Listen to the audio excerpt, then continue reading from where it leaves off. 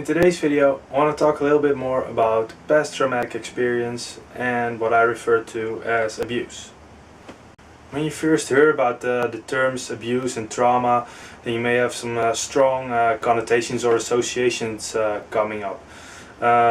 Basically, that you feel like it's pretty much a strong term, like abuse, trauma.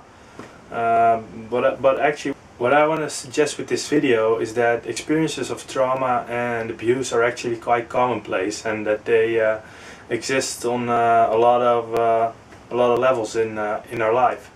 In my definition, abuse or trauma happens anytime you either get hurt by something or some event, or when your needs are not met. And actually, that happens quite often in childhood, in any childhood. I want to suggest. And none of these events really have to be that extreme.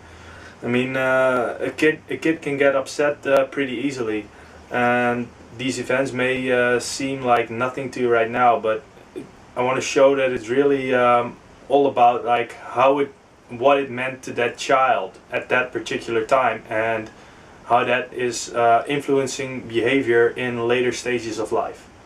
To illustrate what I mean by this, I want to share a story, a personal story about something that hurt me in the past, and something that I believe has shaped my behavior at later stages in my life. Alright, to do so, let's rewind 16 years. I'm about 7 or 8 years old, and I'm on a camping trip with my parents and with a group of other people that are acquaintances of my parents. And at this particular afternoon, I'm at the play side of the camping place, and I'm playing, just playing around with a couple of other children that are also around, and that are children of my acquaintances. At some point, there's this I think 10-year-old girl that comes up to us, and for some reason she starts teasing us, and we don't like it, so we're telling her to buzz off, just leave us alone, blah blah blah. We're trying to defend ourselves verbally, but it's not really working because I'm 8 years old. The other girls that I was playing with, they were like 6, 7, 9 years old. So we couldn't stand up to this kid, because this kid was a lot larger than us, and she kept bothering us, and we were like, go away. And at some point, I just completely snapped. At this point, I'm just really aggressive, and I just want this girl to leave us alone and stop bothering us. And somehow I get into a verbal fight with her, and then it escalates, and we get into sure enough, we get into a physical fight, and we start punching each other around on the playground, and I get real aggressive by being in this fight. I believe at some point I start winning the battle, so to speak. And I can remember it ending with me ripping apart her shirt and smashing her to the floor. At this point, she starts crying and runs off wherever she went. I don't know. I've never seen her ever since, and I'm just sitting there, kind of confused about what just happened, and sort of catching my breath from fighting. At this point, I returned to the other kids that I was playing with, and all of a sudden they start like judging me for what I had done. They are like, how could you do that? That was so mean. You totally ripped apart this girl's shirt. You threw her to the ground. What possessed you to do that? And I was like, hello. She started messing with us, and I was the only one who stood up to her and actually told her to leave, and now she's left. But basically they were shaming me about what I had done, and how I was such a bad person for doing that. So after my anger had settled in quite a bit, I got angry at them, and I also felt a little bit guilty, but maybe they were right, maybe it was really mean of me. So I was even more confused, especially as you're 8-year-old, you can imagine. So what I did, I just left the playground and went back to my parents and sat in the van, the camping van that we had there, and basically tried to calm down what was going on with me, because I was totally confused. And well, I ended up sitting there all silent in the van, and my mother took notice of this, and she came in, and she asked like, "Hey, why are you sitting here all silent? What's up? What happened?" So I share the story. I tell her what had just went down at the play site. So and she looks at me, and she looks me in the eyes. She says, "Well, what are you doing here then? Shouldn't you be out looking for this girl and apologizing to her?" So I'm like, "What? Well, you got to be kidding me! This girl started a fight with me, and now you want me to apologize to her as well?" I just got totally angry at my mom. Told her to leave me alone, and actually I just sat there in a mixture of emotion of aggression, rage, guilt, shame, and total confusion about the fact that my mom wouldn't listen to me, and I was just totally confused about what happened. Well, you can see me laughing now about telling the story because it's a pretty funny story, I think, because of all the craziness that happened. But to that 8-year-old kid, it was like really intense. I was like, "Oh, what have I done? What happened to me?" I'd never been in a fight before. I'd never been so aggressive towards another person. I didn't know if I did the right thing or not.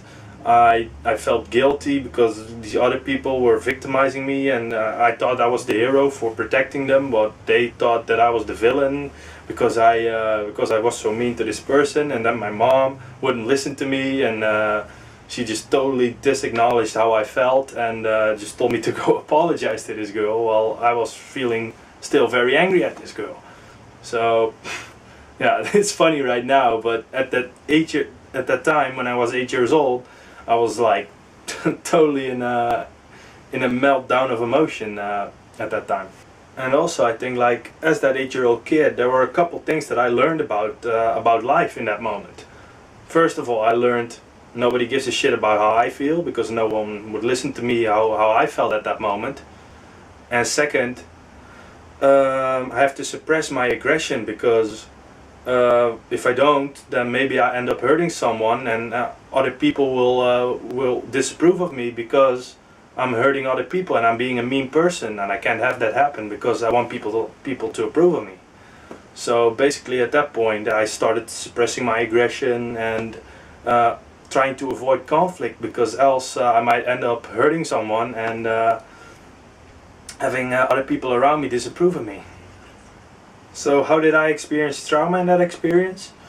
Well, first of all, my needs were not met because my mother did not listen to me to how I felt. And as a kid, it's important that you have a parent that is emotionally available to you when you're in a state of confusion and panic about your emotions.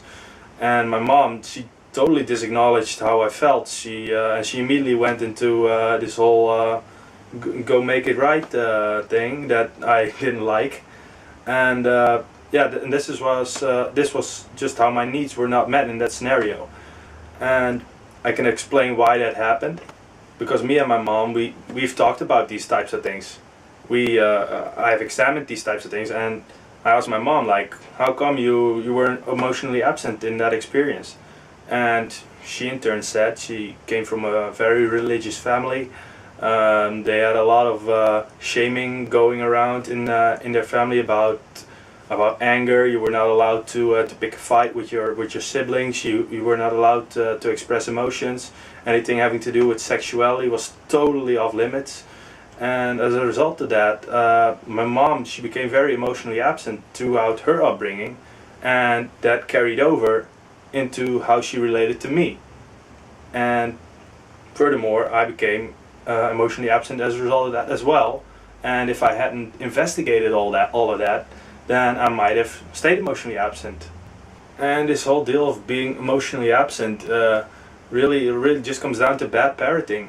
And because the lessons that I learned in that particular experience, like people don't give a shit about how I feel, so I might as well just shut my emotions down. And second, I have to suppress my aggression because else I might get into trouble and hurt someone and have other people disapprove of me. Those two lessons, they weren't really appropriate lessons for that particular experience. I mean, that girl, she had it coming, you know. She picked a fight with us, and sure, maybe it was not the best appropriate reaction that I had by ripping apart her shirt and tearing her to the ground. Sure, there may be better ways to deal with such a scenario, but at the same time, aggression is a good thing to have in your pocket if you need it, and it's absolutely nothing to be ashamed of, and you should be able to express your aggression in a healthy manner. But those were not the lessons that I learned, and that's why I could have learned those lessons if I had a parent who could teach me that, and that was not the case in that scenario. Now, I don't want to badmouth my parents or my mom for being emotionally absent and for not teaching me these types of lessons. I think it's not about that. It's not about telling how bad your childhood was, how awful these experiences were, because actually they're quite funny if you get into examining them, processing them, and seeing what was really going on back there. It's actually quite funny if you look back on them. And that's because afterwards, once you delve into these types of things, the significance and the emotional heaviness that was there when you were that 8-year-old child, that goes away. Now, I'll repeat this because I want to make it very clear. This is not about badmouthing my parents or making them wrong in any way, or turning yourself into a victim because you've been abused or had a traumatic experience. It's not about that at all. It's more about having a clear and calm look and investigating where you have highly emotional negative experiences in your past or in your childhood, and simply taking a look at how these may impact your behavior in the present. Oh, and by the way, if you're that girl from back at the playground and you're watching this right now, then fuck you, bitch. I won that fight fair and square. Alright, now that I have that off my chest, I want to end this video by posing a couple questions.